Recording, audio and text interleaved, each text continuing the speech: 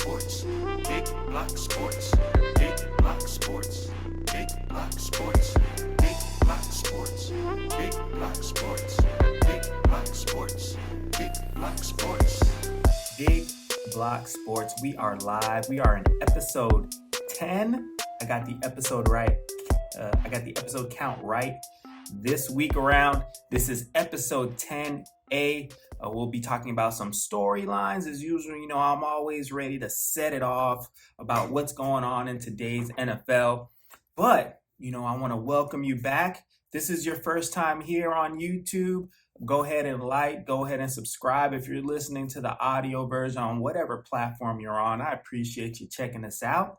Make sure you go ahead and subscribe. We got new content coming through every week.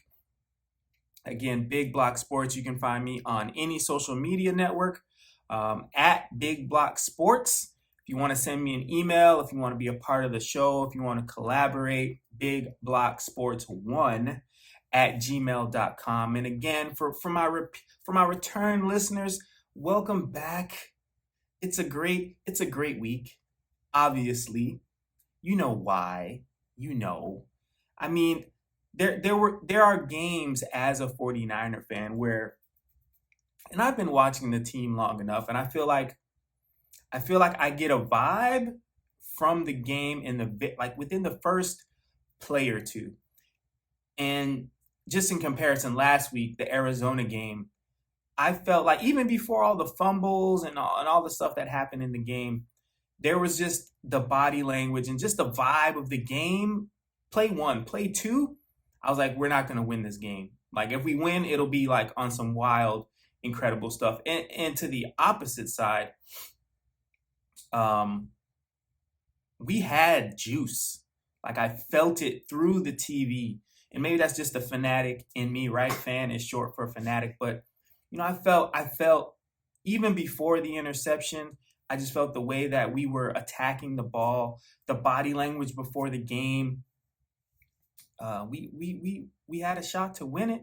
I felt like we had the energy to win it. And hey, look, we made it happen. So we're half a game outside of that 7th seed. So the NFC is officially on notice.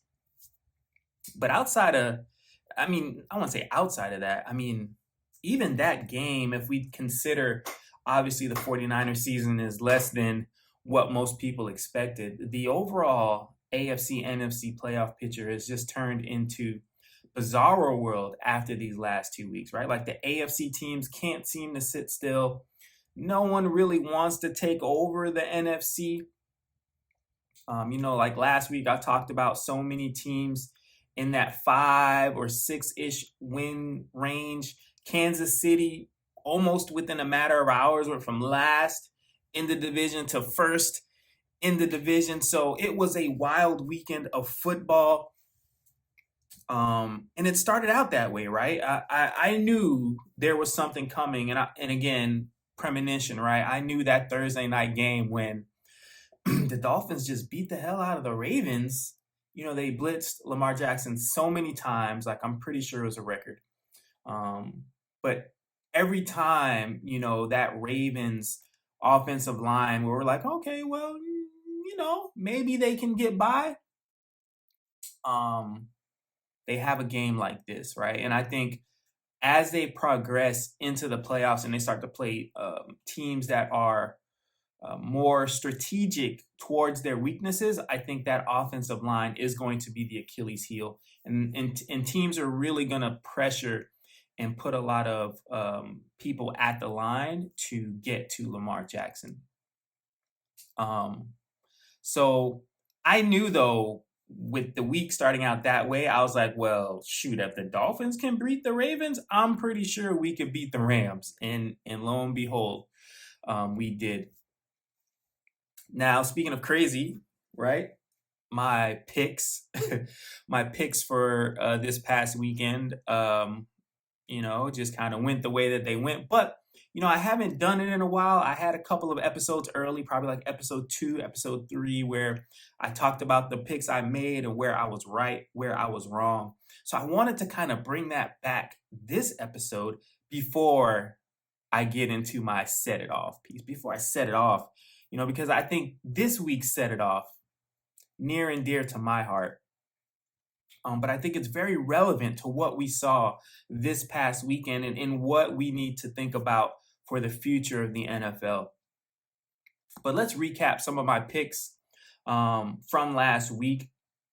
And if you're looking for what my picks are going to be for, again, to Thursday's game and the following week, week 11, that would be episode B, which you can check out right after this episode. But I'm talking about the picks I made for last week, week 10. So let's start with the first game I had on my schedule. Well, the first game was a Ravens game. I picked the Ravens. I just talked about what happened with them. Sorry pick for me, but I'm not mad at that. Like, no one predicted that, right? And it's almost like this next pick, Tampa Bay versus the Flying W's. And that wasn't a wild pick. It wasn't like I was going against the grain there by picking the Buccaneers, the defending Super Bowl champions.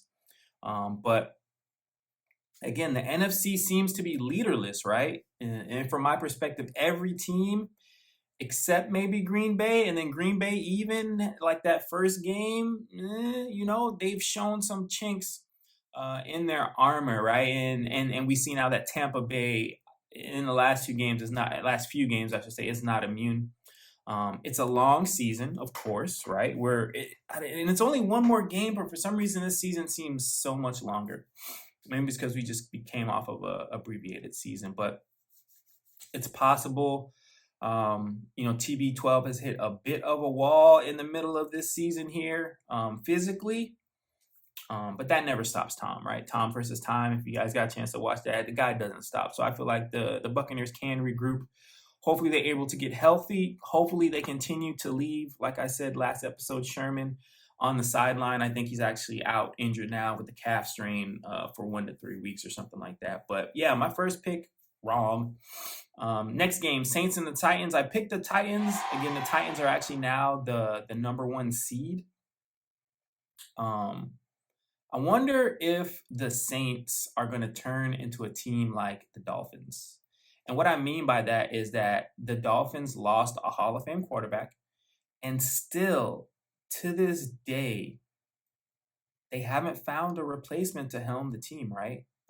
So far in Drew Brees' first season away, they're the 6th seed, so it's not like they're fully out of it, but they're surrounded by teams that are way more talented at the quarterback position, and for the most part, all of the skill positions outside of Alvin Kamara.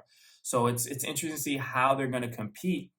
And again, like I said, Titans number 1 seed on a roll here, even without Derrick Henry the last 2 games. So let's look out for them. But that's an interesting thing. Will the Saints find their guy? I know Jameis was playing very well before his unfortunate knee injury, but the jury's still out. Can he put together a complete season? Next game was the Pats and the Browns. I picked the Patriots to win, and that's easy. That's because the Browns are cooked. The Browns are done. The Browns are washed. The Browns are pressed. The Browns are dried. They are folded. They're tucked nicely into the dresser, etc., etc. Baker is staring down. Now, I'm not going to sit here and say, oh, yeah, they're going to release Baker flat out. I can see them in kind of that Kirk Cousins dance where, he's looking at a couple of franchise tags because, to be honest, is there a better option? I'm not quite sure right now. But it's also very possible, with Stefanski inheriting Baker and not really drafting him, that, they may decide to see, a trade or drafting another quarterback. But oppositely, right, when we talk about the Pats games and the Browns game, Bill Belichick, right? Every time we feel like, this guy, this is the season where the Patriots aren't going to be successful. Bill Belichick continues to show us he's living in 2027. So I can only hope to be so wise and consistent in my old age. And again, after a slow start, the Pats are 6-4. I would probably say like 2 or 3 weeks ago, when I saw Mac Jones's name under the odds for offensive rookie of the year. I was like, what? But week over week, and I'm in no way am I saying that this guy is some kind of game breaker, but he's playing the quarterback position at a very high level. And not just high level for a rookie, high level for a quarterback in the NFL, starting for one of the 32 NFL franchises. I would say he's probably already better than some of the starters that have been in the league several years. Steelers, let's go to the next game. Steelers and Lions. I picked the Steelers to win, so I'm not really sure. Did I lose? I mean, it was a tie, and sort of, like, did both teams win or did both teams lose? I don't know. I'm taking that as a win. It's the same way, if I'm a Lions fan, if I'm in the Lions organization, and we just went toe to toe, the very historic franchise, that is the Steelers of Pittsburgh. Tie's basically a dub, basically. And I know some people don't believe in like moral victories and like either it's black or white or win or lose, but this should be, for them. Again, week after week, we saw the Lions snatch snatch defeat from the jaws of victory. And this is progress, right? This is, hey, you didn't lose, you tied. I mean, you didn't win. That's the ultimate goal, right? But hey, you didn't lose, so I'll take it. Now, on the opposite side, again, the Steelers couldn't stop the run. Watt is injured. Might be nighty-night time for them. We already somewhat put the Steelers to bed at the beginning of the season. They showed us some gumption by defeating the Bills, and they ran off a couple of games here. I want to say even last episode, I'm like, yo, the Steelers. But when they look bad, they look bad as a team. So was I right? I'm gonna say I was right. Give me a mulligan here. Next game was the Panthers and the Cardinals. I picked the Cardinals.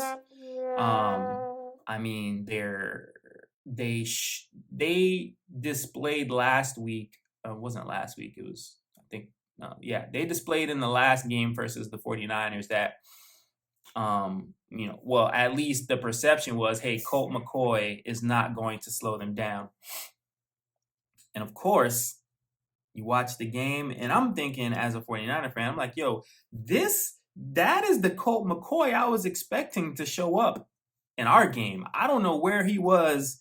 I don't know what dude that was at Levi's Stadium, but that right there, that is the Colt McCoy we all know and love.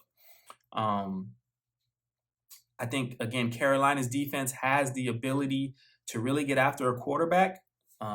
What was holding them back, and it's somewhat obvious what was holding them back, and now that he's not in the lineup, it almost seems like the team is good again. But that quarterback play was, what was kind of really holding them back. And like I said in multiple episodes, pass rush fixes everything. And then Cam Newton, right? I mean, you couldn't pay Scorsese, you couldn't get Spielberg to craft a better feel-good story. For the Panthers, right? Underneath that, this warm feeling of, like we got Cam back. You really got to think about, as a front office, you're what's the plan, right? Because you're paying the quarterback in Denver, Bridgewater. You replaced him. You're paying him also. He got hurt. And now you're kind of back where you started paying the guy that you didn't want to, I don't want to say you didn't want to pay, but for whatever reason, he was jettisoned from the team. And now you're paying him again. So I just wonder, long-term wise, what is the plan for them at quarterback? Next game, Seahawks and Packers. I picked the Seahawks. I felt like Russell Wilson would give them some juice. I felt like he was just so, like, you watched him pregame going through a whole game in his head. Like, I was like, yo, this dude about to come back focused. But man, I was wrong, you know. And somewhat of my pick, I'll be honest, had to do with my disdain for Aaron Rodgers and his attitude. But this game gave me a headache. It gave me a headache to watch it. It was as competitive as it was boring and uninteresting. It's like, wow, like these teams are really going at it, and then it's like, but they're not really going at it. They're just like they're just like mistaking each other to death, for lack of a better term. Neither team was really clicking offensively. Poor throws, Rodgers' mood swings, faces of disappointment, only to be outdone by Russell's faces of bewilderment and awe as he continues to wonder, like, yo, why am I carrying 21 other grown men week over week? He pushed the envelope this offseason. And, Pete Carroll and crew have their ways around people.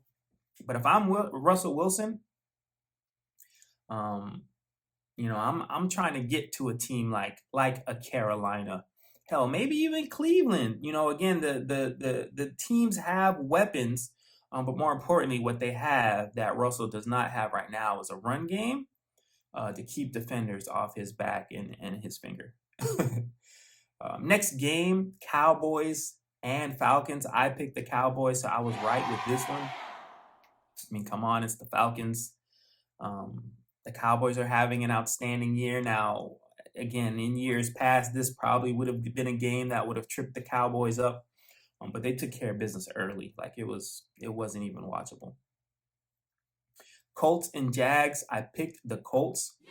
They were my most dangerous 0-2 team several weeks ago when the season first kicked off. And again, they've shown they can fight with anyone. They have a physical defense. They cause turnovers. And the Jags are just good enough to, have you sit up and say, hold up. Are the Jaguars about to do so? Oh, nope. No, they're not. They're not. And they throw a pick, they throw a fumble, and you're like, oh, yep. Those are the Jags. I thought for a second I was seeing a team, and then they came. I'm like, oh yeah, there they go. That's the Jags. Bills and Jets is the next game that I picked here. I picked the Bills to win. So welcome back to Earth, Mike White. You were, in the stratosphere. Now you can't take the Hall of Fame away from you, but seriously, there were people out here who were like trying to develop a quarterback controversy in New York because Mike White had a couple of successful quarters of football. It was interesting. It's just, people fly off the handle off of anything. The Bills, another team, where it's kind of, and this is just it appears to be the theme for this year. It's like, is this a good team? I think it's a good team. Are they? I'm not sure. I mean, they look like a good team, and then they lose to the Jags, or they look like a good team, and then they start out the season losing to the Steelers. So what are the Bills? I still think they're, again, at the top, but it's just a theme of this year, like, what's going on? But they took care of the Jets quick and fast. Jets kind of always take care of themselves, but you get the picture. Chargers and Vikings. I picked the Chargers. I think the Vikings sometimes can't get out of their own way, and that almost kind of happened in this game. But the Vikings were one of two teams that I was considering, right, as the most dangerous 0-2 team. I ended up going with the Colts through my analysis. But and that's only because I felt the Vikings' strength of schedule didn't really give them any favors, whereas the Colts, again, play the Texans, play the Jags in their division. So there was a better opportunity for them to win some of those easy games. They've had a hard time this year, the Vikings, at 3-5. But again, a few kicks, a few picks. They could have been 5-3 at this point, just as easy, instead of 3-5. And the Chargers, just to give a little line about them, they appear to be nosediving. after a hot start. And I think what is happening from my perspective is they lack some physicality on offense. I think the defense has the ability to be physical with Bosa and Derwin James in the secondary, and their linebackers can really run and hit. But offensively, I'm not sure that they have the physicality needed to consistently win ball games. And I also think, again, Brandon Staley off to a hot start, new coach, new systems, and things of that nature. Maybe teams have kind of, I don't want to say they figured him out, but his initial offering appears to have been discovered, so now it's up to him to evolve as any coach does throughout the NFL season. But I picked the Chargers and I was wrong about that. Broncos and Eagles. I picked the Broncos, and that's only because the Eagles are so hard to read. I mean, the Broncos are kind of hard to read too, but the Eagles exceptionally hard to read, right? Because they either win by 40 or they lose by 40, right? And it's still like I want to say they've done both this season. They've won games scoring 40 points, and then they've lost games having other teams scoring 40 points upon them. But what I do see is Devontae Smith kind of catching his stride. He's learned to go up and attack the ball at the NFL level to kind of match with his speed. I think their three running backs are giving them some consistency on the ground, taking some pressure off of Jalen Hurd. And they force defenses to choose, right? Like, are you going to load the box to try and stop Hurd in that read option game? Are you going to try and play too deep, cover 4, cover 3, whatever, to keep those speedy receivers in front of you? Who knows, what you're going to do facing them. But it's also about, can they execute consistently? And I think that's where they still have some room to grow. And they definitely just need some help on defense and limits of penalties, right? Like holding on critical downs.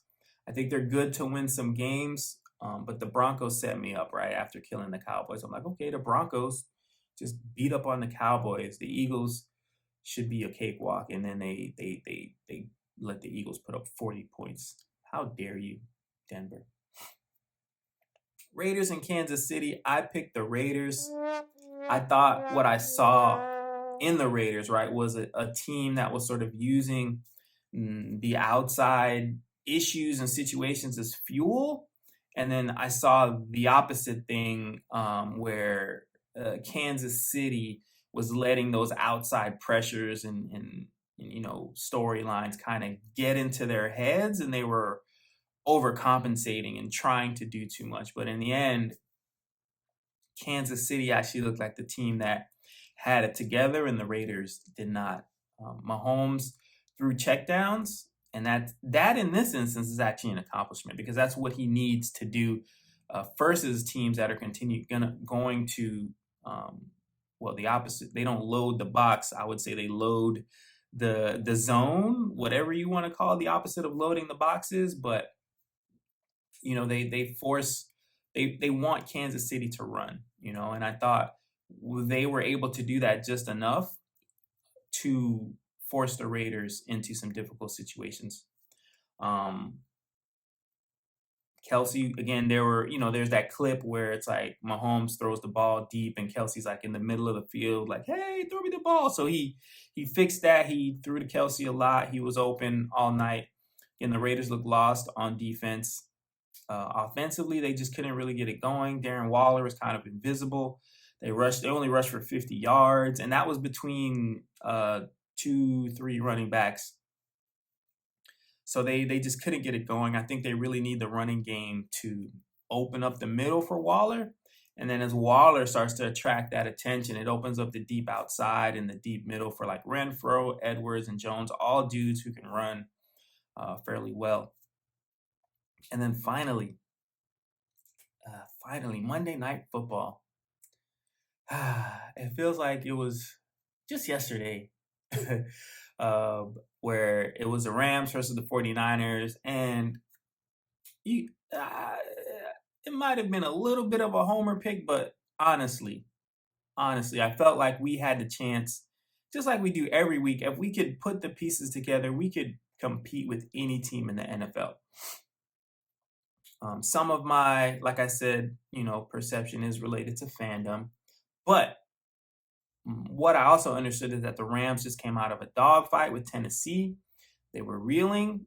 They lost Robert Woods late in the week. I want to say it was like Friday. So that was super, super short notice to try and game plan. Vaughn, not healthy. I'm not really worried about Von Miller. OBJ just didn't get there. I don't want to say he didn't get there enough time. I mean, that's just how the waiver and everything worked out, right? Like, he just didn't have enough time to learn that offense. And especially in that McVay offense, from my experience with people talking about how complicated the Shanahan offense is, listening to Jimmy G talk how he felt versus year one in the offense, year two, year three, subsequently. He mentioned it. He feels better year after year. So to expect OBJ after 3 days to have a grasp of that offense, it wasn't fair for people to believe that he'd be able to have any impact in that game. So I knew the Rams were going into the game with basically no running game, one wide receiver, right, Cooper Kupp. So I knew defensively we had a chance to bracket Kupp and not really worry about whoever else was out there. I wasn't concerned that OBJ was going to be a huge part of the offense. And defensively, on Instagram, I called out my keys to the game where, look, we need to run at Aaron Donald, right, because we can double team him, right? And then outside of Aaron Donald, who else plays defensive line for the Rams? And I'm not talking about linebacker like Leonard Floyd I'm talking who else plays defensive tackle, defensive end for the Rams. Nobody knows. Who plays linebacker for the Rams? And again, not outside linebacker. I'm talking about middle of the field, weak side line. Who is that guy? I don't know that guy. You know that guy? So I felt that way going into the game. So then when the game started, I noticed that, again, they had OBJ in, but I noticed after like maybe the third or fourth play he was in the game, they were just going to try to decoy him all day. So I felt we came in with the game with a team that was shorthanded.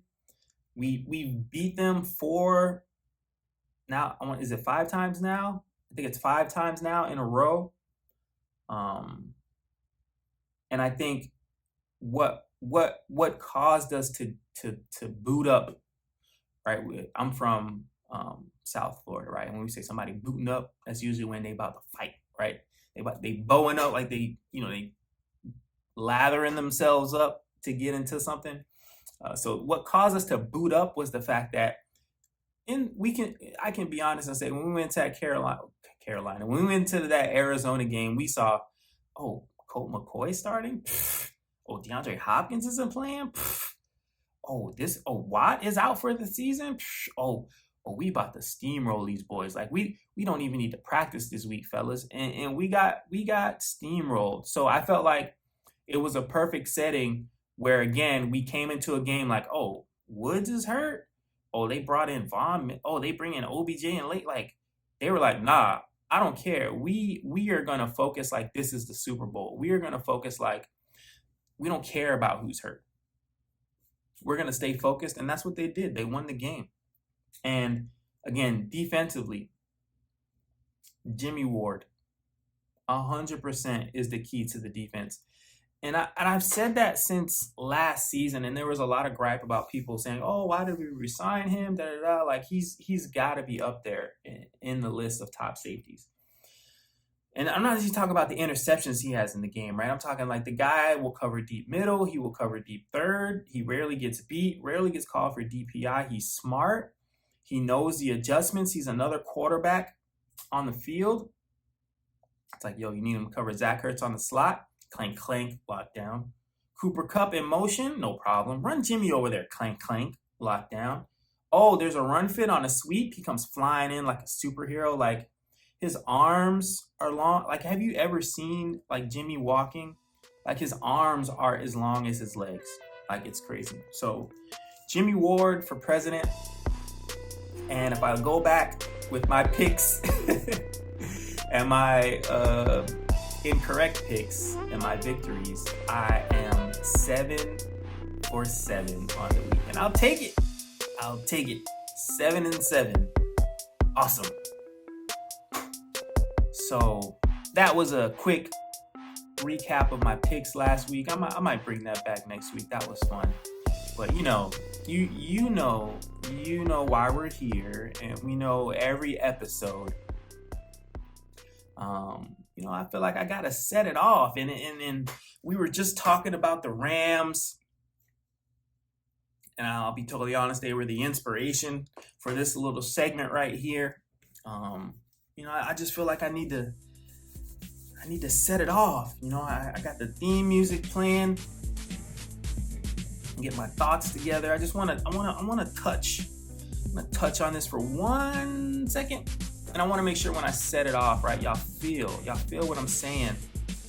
So here we go, right, to the Rams, and just to the NFL in general, right, for teams looking at the Rams right now, like, ooh, damn, like they making moves right now, like they all in. Let me just say, the NFL is not the NBA. You're like, what? No, listen again. The NFL is not the NBA. And what do I mean by that? I mean that you can't create a big 3 or 4 or even a big 5 in the NFL game. I mean, you could do it. I'm not saying it's physically impossible, right? Like, you can sign all 11 players if you wanted to, but the way that the NFL game is set up, right? The way that offenses attack you is that they plan to attack your third corner, right? Your weak side linebacker who struggles in coverage. Defensively, they plan to attack the weakest spot on your offense. Sometimes it's about, they just know, hey, if I flash color in this quarterback's face, he's gonna get out of there and not stick with the play call. Sometimes it's about like, hey, this wide receiver is fast, he's dangerous, but if you get in his face and you bump him, it throws him off at the line and he struggles to get into his routes. It's an exploitation of the weakness.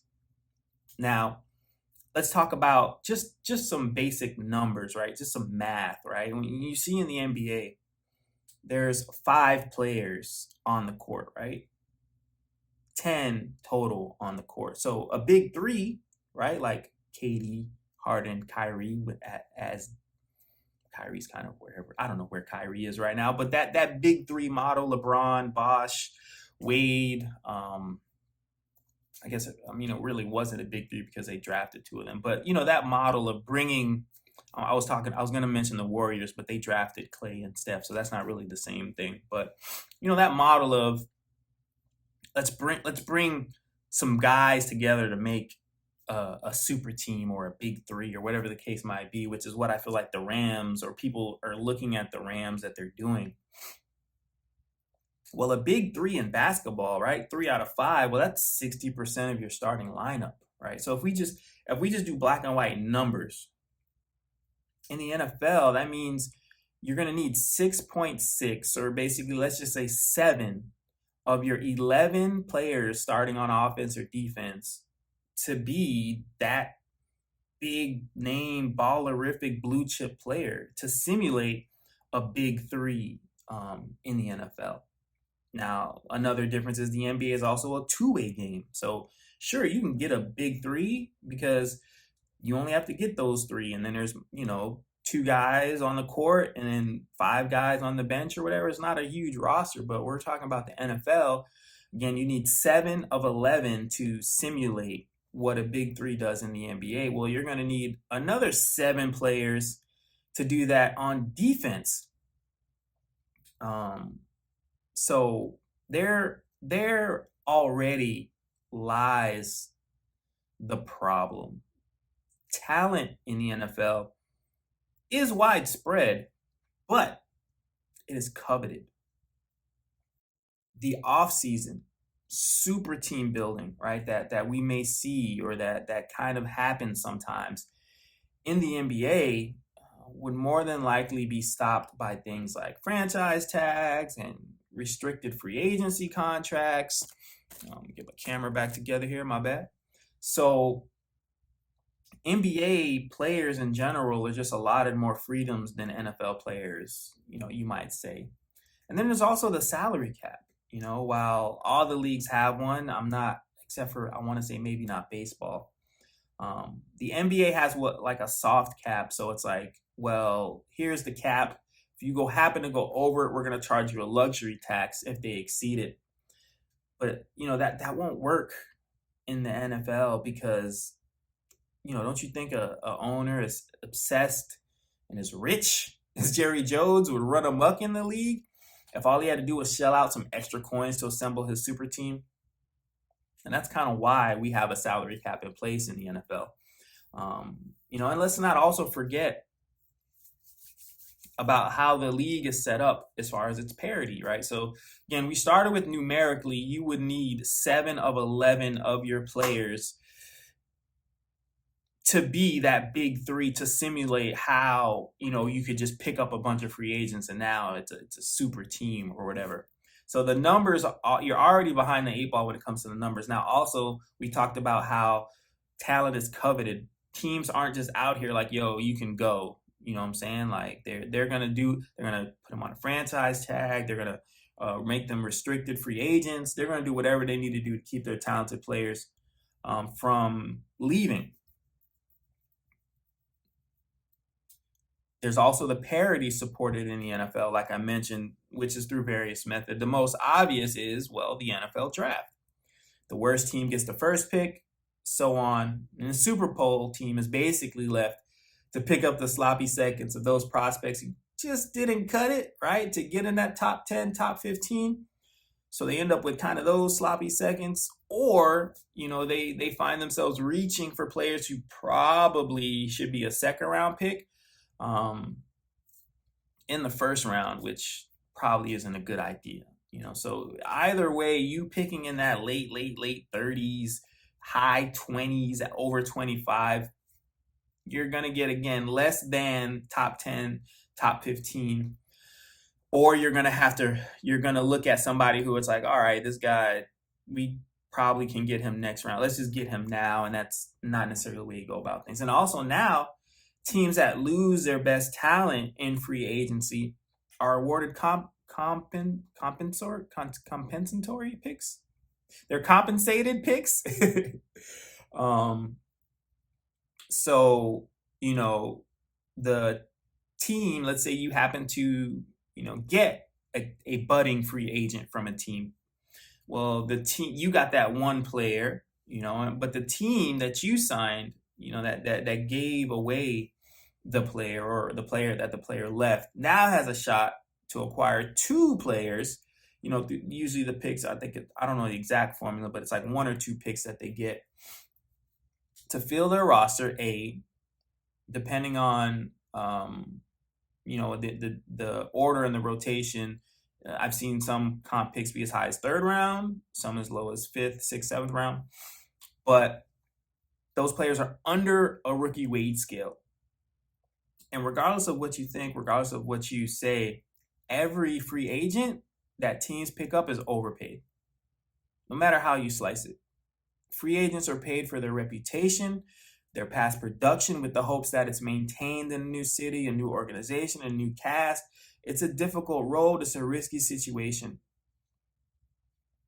And that supports my next point. The best NFL teams draft their super teams, right, that they collect. Like I mentioned above, LeBron James on the basketball court can simply ISO his way to a victory. And the game of football simply has more moving parts. Sure, we could ISO an OBJ versus a weak cornerback. You can move him around, shift the offense to where he ends up, I don't know, on a guy like Drake Kirkpatrick. But can the center snap the ball to the quarterback, effectively? Will he roll it back there? Then that doesn't matter. Can the quarterback even assess the coverage? Make a pinpoint throw? Also, the corner might be weak. So again, you create this matchup where like, oh yeah, we're going to attack this weak corner, but the safety behind that corner is elite. It's a game of layers. And what makes the best layers, for example, on a cake, well, of course, is those layers that blend, that work well together, that have similar flavors, flavors that mesh. Soft, fluffy cake layered with ice cream. The melting ice cream kind of seeps into the pores of the cake, seasons it ever so nicely with sweetness. It works. Cake and ice cream works. The layers gel. Well, you see, with an NFL team, you need your layers to be gelled. You need your ice cream to know that the cake runs the route with this many steps, or that he likes the ball at the belt or at the face mask, especially in an NFL game with all the nuances, all the details. Each step is a series of choreographed moves. These things are best created by young, impressionable players who grow up in the system together in unison, not by a collection of bandits who are just out here trying to rob a Super Bowl title like it's a stagecoach. The NFL is not the NBA. Look at international soccer. Ronaldo, Messi, two of the greatest players ever, yet they can't dribble through all 10 defenders. And let's say somehow they do, well, then they still have to beat a goalie. Those odds are low. So again, incredible talent, one-on-one, unstoppable players, right? But it's not often one-on-one. Sometimes it's one-on-2, one-on-5. The team is really bad, it's 1-on-11. So soccer, very similar to the NFL. But again, the NFL is not the NBA, and it's come up in history. So I'm not just making this up off of this year's Rams. The year is 2011. The city is Philadelphia. The Eagles attempt at a super team dubbed infamously Dream Team. Remember that episode? He's like, oh man, I remember his stupid face. I don't know why I said stupid face. He's like, oh man, Dream Team. Who, again, Vince Young was brought in himself as a free agent to back up Michael Vick. And again, they made several high-profile additions. Dominique Rodgers-Cromartie, Nnamdi Asomugha, Vince Young, like I mentioned, Ronnie Brown, Evan Mathis, Steve Smith from the New York Giants, Jason Babin, numerous signings and additions, right, in that year.